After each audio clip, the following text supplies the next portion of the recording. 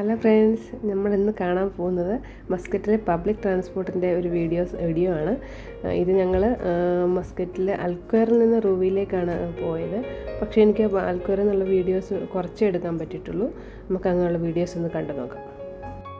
ഞങ്ങൾ അൽക്വയറിലാണ് താമസിക്കുന്നത്. അതുകൊണ്ട് ഞങ്ങൾ അൽക്വയറിൽ നിന്ന് റൂവിയിലേക്കാണ് പോകാനായിട്ട് ഉദ്ദേശിക്കുന്നത്. 1-ാം നമ്പർ ബസ്സിലാണ് കയറിയത്. അതിനുശേഷം നമ്മൾ ഡ്രൈവറിൻ്റെ തൊട്ടരികിലായിട്ടൊരു ടിക്കറ്റ് കൗണ്ടറുണ്ട്. അവിടെ നിന്ന് നമ്മൾ കയറുന്ന സമയത്ത് തന്നെ ടിക്കറ്റ് എടുക്കുക. പ്രയോറിറ്റി സീറ്റുണ്ട് ഫ്രണ്ട് ഭാഗത്തായിട്ട്, ഫീമെയിൽസിന് വേണ്ടിയിട്ടുള്ളത്. അവിടെ നമ്മളിരിക്കുക. അതിനുശേഷം ഇവിടെ നമുക്ക് ഇറങ്ങുന്നതിന് തൊട്ട് മുമ്പായിട്ട് ഒരു ബെൽ അവിടെ കൊടുത്തിട്ടുണ്ട്. റെഡ് കളറിൽ മാർക്ക് ചെയ്തിരിക്കുന്നുണ്ട് നമ്മുടെ ഓരോ സീറ്റിൻ്റെ ഫ്രണ്ടിലായിട്ട്.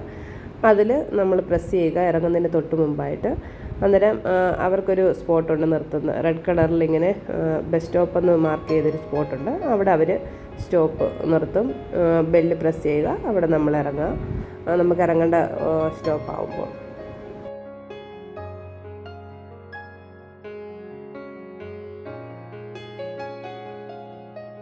ഇതുപോലുള്ളത് ബസ് സ്റ്റോപ്പുകൾ എല്ലായിടത്തും കാണാം. നമുക്ക് ചിലയിടത്ത് AC ആയിരിക്കും, മൊത്തം കവർ ചെയ്തൊരു ബസ് സ്റ്റോപ്പായിരിക്കും. ചിലയിടത്ത് ഇങ്ങനെ ഓപ്പൺ ആയിട്ടുള്ളൊരു ബസ് സ്റ്റോപ്പായിരിക്കും.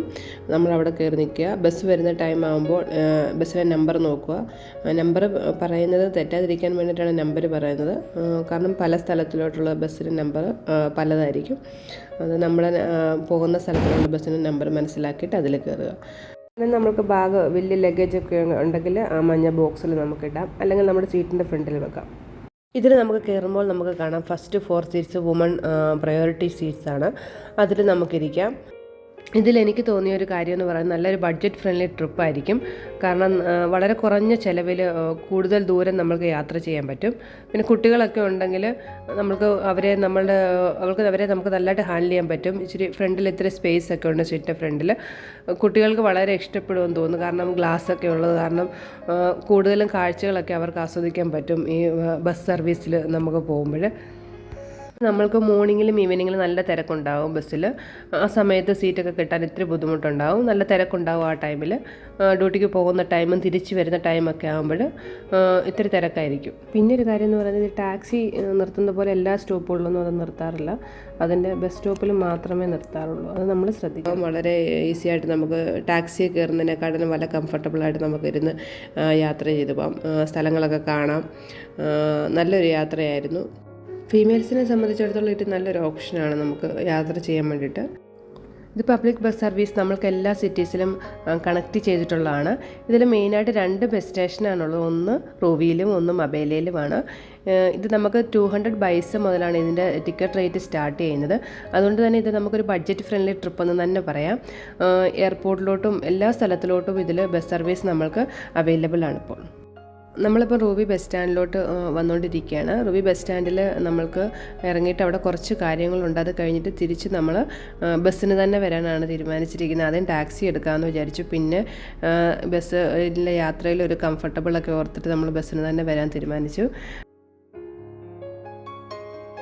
ഇവിടെ ഒമാനിൽ പബ്ലിക് ട്രാൻസ്പോർട്ട് വന്നിട്ട് കുറച്ച് നാളായിട്ടേ ഉള്ളൂ. നമ്മൾക്ക് ഫീമെയിൽസിനൊക്കെ വളരെ നല്ലൊരു ഓപ്ഷനായിട്ടാണ് എനിക്ക് തോന്നുന്നത്.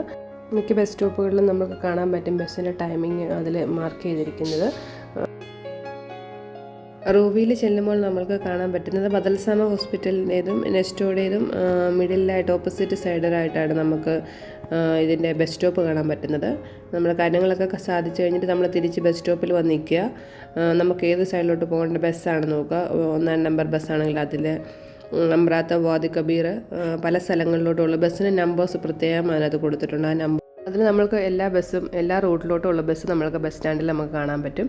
അതിൽ എനിക്ക് കയറേണ്ടത് 1-ാം നമ്പറിലാണ്.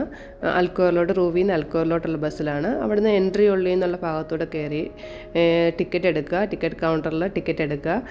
നമ്മുടെ സ്ഥലം പറഞ്ഞിട്ട് നമുക്ക് കറക്റ്റ് ടിക്കറ്റ് അവിടുന്ന് ഡ്രൈവറാണ് ടിക്കറ്റ് പ്രൊവൈഡ് ചെയ്യുന്നത്. നാട്ടിലേക്കോട്ട് പ്രത്യേകം കണ്ടക്ടറോ ഒന്നുമില്ല.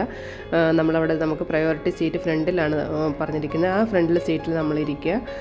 പക്ഷേ ഞാൻ യാത്ര ചെയ്ത് പരിചയമില്ലാത്തവർക്ക് വേണ്ടിയിട്ടൊരു വീഡിയോ എടുത്തതാണ്. ഇതിനകത്ത് നമുക്ക് പ്രത്യേകത വൈഫൈ കണക്ട് ചെയ്യാൻ പറ്റും. നമുക്ക് എളുപ്പമൊന്ന് മെസ്സേജ് ആർക്കെങ്കിലും അയക്കണമെങ്കിലോ വാട്സപ്പ് ചാറ്റ് ചെയ്യണമെങ്കിലോ ഒക്കെ നമുക്ക് ഇത് കണക്ട് ചെയ്തിട്ട് നമുക്ക് ചെയ്യാൻ പറ്റും.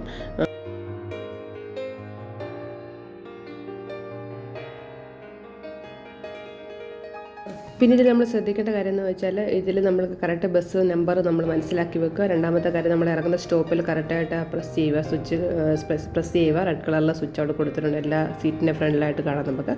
അതിൽ പ്രസ് ചെയ്യുക. അന്നേരം നമുക്ക് യാത്ര ചെയ്യാത്തവരൊക്കെ പോയി ഒന്ന് യാത്ര ചെയ്യുക. Okay, bye. അടുത്ത വീഡിയോയുമായിട്ട് നമുക്ക് ഉടനെ കാണാം. Bye, see U.